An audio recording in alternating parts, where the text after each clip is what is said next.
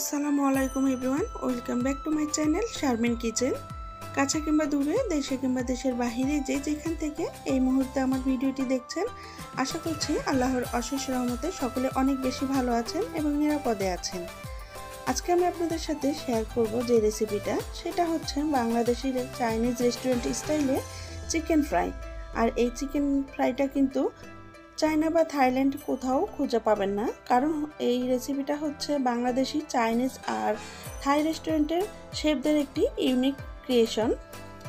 Specially Bangladeshi মানুষদের test bud অনুযায়ী বানানো হয়ে থাকে, আর এটা খেতেও কিন্তু অনেক বেশি মজা। সো আই হোপ আমার আজকের ভিডিওটি আপনাদের ভালো লাগবে। ভালো লাগলে লাইক, কমেন্ট অ্যান্ড শেয়ার করবেন এবং আমার চ্যানেলের সাথেই থাকবেন। সো কথা না বাড়িয়ে চলুন দেখে নেওয়া যাক। এখানে আমি রেগুলার কাট করে নিয়েছি। আমি এখানে ব্রয়লার চিকেন নিয়েছি। ব্রয়লার চিকেনগুলো আমি ভালোভাবে ধুয়ে পরিষ্কার করে পানি ঝরিয়ে নিয়েছি, আর স্কিনে দেখানো নিয়ম অনুযায়ী আমি এগুলো ডিপ করে একটু কাঁটা চামচের সাহায্যে আমি এগুলো খুঁচিয়ে নিয়েছি এইভাবে স্কিনে দেখানো নিয়ম অনুযায়ী। এতে করে মশলাগুলো ভালোভাবে ঢুকবে এই চিকেনের মধ্যে। আর আপনারা চাইলে যে কোনো সাইজে নিতে পারেন। আর এখানে আমি চিকেনগুলো 600 গ্রাম চিকেন নিয়েছি। তো তারপরে আমি এখানে এগুলো ধুয়ে পানি ঝরিয়ে রেখেছিলাম।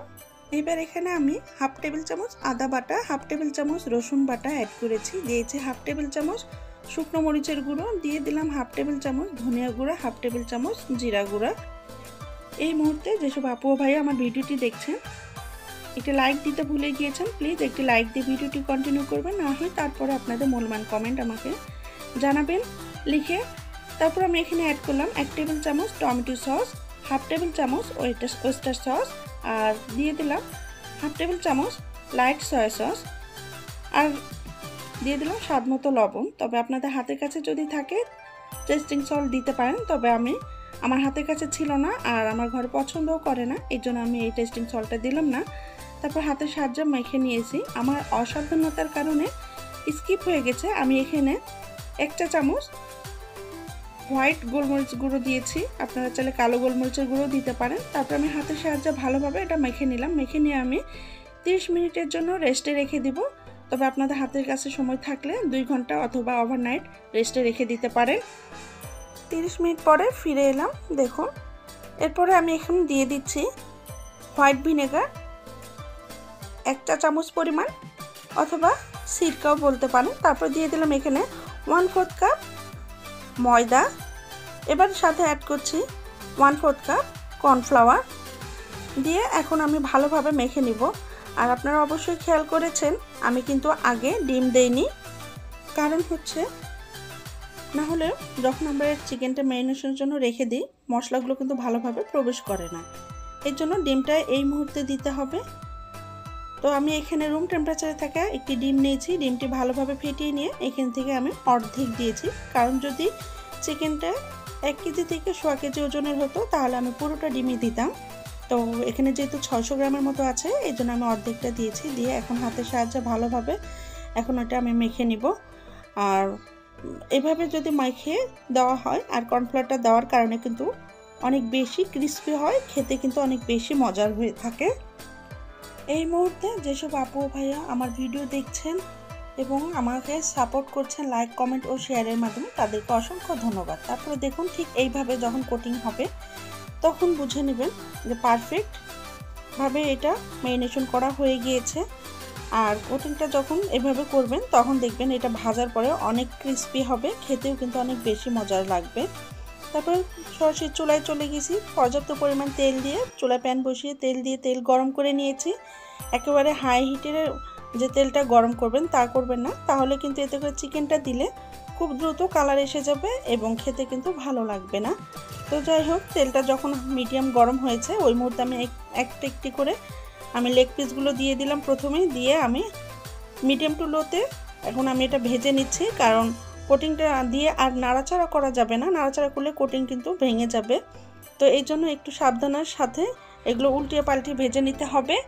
যখন চারপাশে এরকম হালকা ব্রাউন কালার হয়ে আসবে, আমি আজকে চিকেনটা ডাবল ফ্রাই করব, এই জন্য এই পর্যায়ে আমি প্রায় 5 থেকে 6 মিনিট ভেজে নিয়েছি।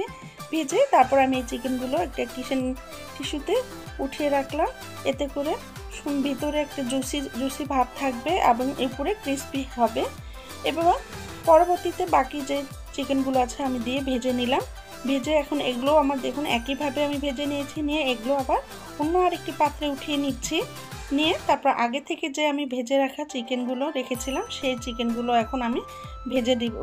তো এখন আমি এটা দিলাম, দিয়ে এখন হাই ফ্লেমে এখন আমি এটা 4 থেকে 5 মিনিট ভেজে নিব। আর এভাবে ভেজে নিলেই কিন্তু দেখবেন অনেক ক্রিস্পি হয়, ভিতরে থাকে অনেক জুসি, খেতে কিন্তু ভীষণ ভালো লাগে। তো দেখুন যখন এক পাশ হয়েছে আমি আরেক পাশ এভাবে উল্টিয়ে পাল্টিয়ে ভালোভাবে ভেজে নিচ্ছি।